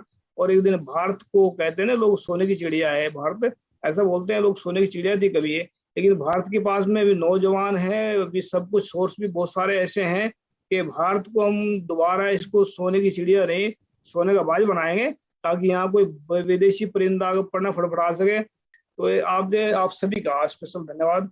प्रोफेसर एसपी जौहरी जी और सुदेश कुमार जी, शर्मिला जी और अभिषेक जी और संजीव चौधरी जी और अंजना जी, आप सभी का स्पेशल धन्यवाद।